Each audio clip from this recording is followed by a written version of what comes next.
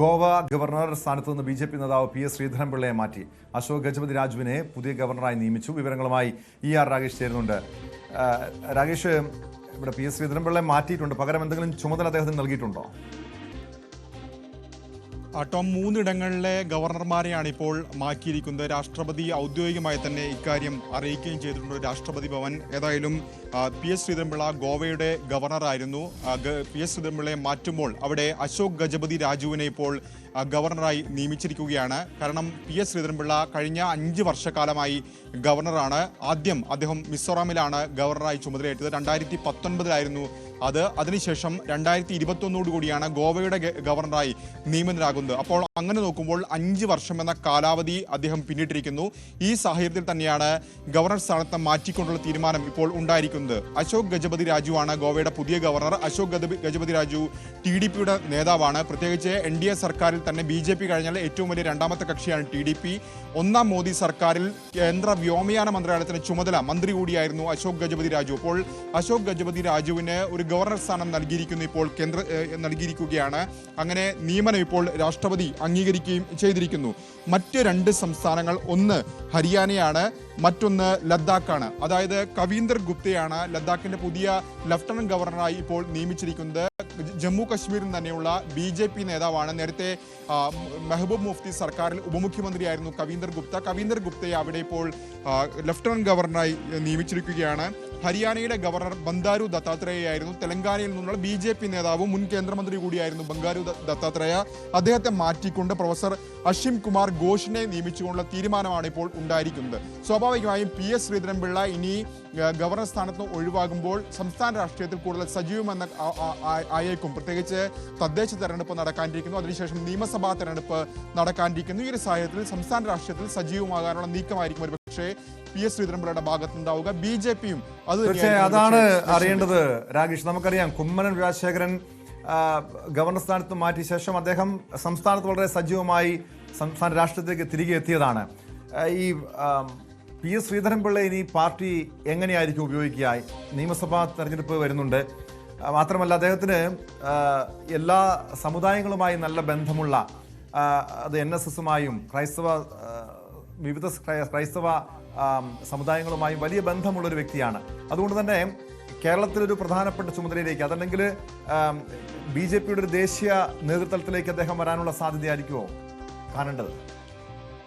Tom, സാധാരണഗതിയിൽ ഈ governor സ്ഥാനത്തേക്ക് പോകുന്നവർ, കോൺഗ്രസിന്റെ അല്ലെങ്കിൽ UPA കാലത്തൊക്കെ പോകുന്നവർ പിന്നീട് രാഷ്ട്രീയത്തിൽ നിന്ന് വിരമിച്ച ശേഷമാണ് അത്തരമൊരു പദവികളിലേക്കൊക്കെ തന്നെ പോകാറുള്ളത്. പക്ഷേ കേന്ദ്രത്തിൽ BJP അധികാരത്തിൽ വന്ന ശേഷം ആ ഒരു കീഴ്വഴക്കത്തിന് മാറ്റം വന്നിട്ടുണ്ട്. കാരണം 2014 കുമ്മനം രാജശേഖരൻ തിരുവനന്തപുരം ലോക്സഭാ മണ്ഡലത്തിൽ സ്ഥാനാർത്ഥിയായിരുന്നു. അതിനുശേഷമാണ് അദ്ദേഹം മിസോറാം ഗവർണറായി ചുമതലയേൽക്കുന്നത്. പിന്നീടും സംസ്ഥാന രാഷ്ട്രീയത്തിൽ കുമ്മനം സജീവമാകുന്നത് കണ്ടു. ഒരുപക്ഷെ ശ്രീധരൻപിള്ളയുടെ കാര്യത്തിലും അത് തന്നെയായിരിക്കും സംഭവിക്കുക. കാരണം നേരത്തെ സൂചിപ്പിച്ച പോലെ തന്നെ വിവിധ സഭകളുമായി അടുത്ത ബന്ധം പുലർത്തുന്ന നേതാവാണ്. മുൻ സംസ്ഥാന അധ്യക്ഷൻ കൂടിയാണ്. BJPയുടെ മുൻ സംസ്ഥാന അധ്യക്ഷൻ കൂടിയാണ്. ഈ ഒരു സാഹചര്യത്തിൽ സംസ്ഥാന രാഷ്ട്രീയത്തിൽ വീണ്ടും സജീവമാകാനുള്ള നീക്കങ്ങൾ തന്നെയായിരിക്കും അദ്ദേഹത്തിന്റെ ഭാഗത്തുണ്ടാവുക. BJP കേന്ദ്ര നേതൃത്വവും അത് തന്നെയാണ് ലക്ഷ്യം വയ്ക്കുന്നത്. കാരണം പ്രത്യേകിച്ച് 2026 ലോക്സഭാ തെരഞ്ഞെടുപ്പിലും അതിനു മുമ്പ് നടക്കുന്ന തദ്ദേശ തെരഞ്ഞെടുപ്പിലും ഒക്കെ തന്നെ തന്ത്രങ്ങളൊക്കെ തന്നെ കഴിഞ്ഞ ദിവസം ചേർന്ന BJPയുടെ യോഗത്തിൽ, അമിത്ഷാ അടക്കം പങ്കെടുത്ത യോഗത്തിൽ ആവിഷ്കരിക്കുകയും ചെയ്തിരുന്നു.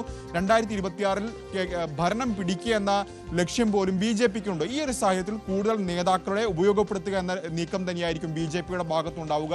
അതുകൂടി കണ്ടുകൊണ്ട് തന്നെയായിരിക്കാം അദ്ദേഹത്തിന് ഇപ്പോൾ പുതിയ ചുമതല നൽകാതെ ഉള്ള BJPയുടെ തീരുമാനം. ഏതായാലും ഒരു പ്രതികരണം അദ്ദേഹത്തിന്റെ ഭാഗത്തുനിന്നോ BJPയുടെ ഭാഗത്തുനിന്നോ ഇതുവരെ ഉണ്ടായിട്ടില്ല. ഏതായാലും സംസ്ഥാന രാഷ്ട്രീയത്തിൽ വീണ്ടും ശ്രീധരൻപിള്ള സജീവമാകുമെന്ന കാര്യത്തിൽ സംശയമില്ല.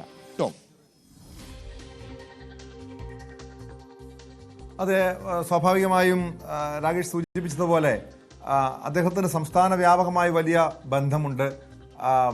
വിവിധ നിയമസഭാ തെരഞ്ഞെടുപ്പുകളിൽ മത്സരിച്ച് ഒരു BJPക്ക് വേണ്ടി വലിയ മികച്ച രീതിയിലുള്ളൊരു പോരാട്ടങ്ങളൊക്കെ നടത്തിയിട്ടുള്ള വ്യക്തിയാണ്. സ്വാഭാവികമായും വരുന്ന നിയമസഭാ തെരഞ്ഞെടുപ്പിൽ BJPയുടെ ഒരു പ്രധാനപ്പെട്ട സ്ഥാനാർത്ഥി പട്ടികയിൽ ഉൾപ്പെടെ ഒരുപക്ഷെ അദ്ദേഹം ഇടം നേടിയേക്കാം. അതല്ലെങ്കിൽ ഇനിയൊരു തെരഞ്ഞെടുപ്പ് രാഷ്ട്രീയത്തിലേക്ക് ഇല്ല എന്നൊരു തീരുമാനമായിരിക്കും. എന്തായിരിക്കും നമ്മൾ അദ്ദേഹത്തിൽ നിന്ന് പ്രതീക്ഷ? അദ്ദേഹത്തിന്റെ പ്രതികരണം പുറത്തു വന്നിട്ടില്ലല്ലോ.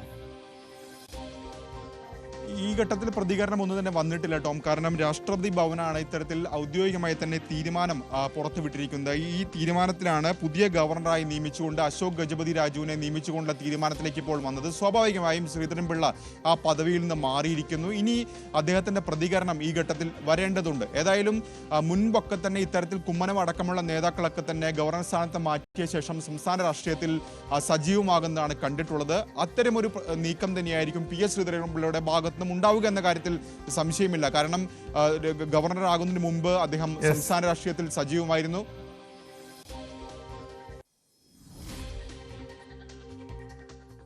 വ്യക്തമാണ്. ER രാഗേഷാണ് വിവരങ്ങൾ നൽകിയത്. അശോക് ഗജപതി രാജുവിനെയാണ് പി എസ് ശ്രീധരൻപിള്ളയ്ക്ക് പകരം ഗോവ ഗവർണറായി നിയമിച്ചിരിക്കുന്നത്. ഇനി ശ്രീധരൻപിള്ളയുടെ അടുത്ത നിലപാട് എന്തായിരിക്കും? കേരള രാഷ്ട്രീയത്തിലേക്ക് സജീവമാകുമോ? അദ്ദേഹത്തിന്റെ പ്രതികരണത്തിനായി കാത്തിരിക്കുകയാണ്.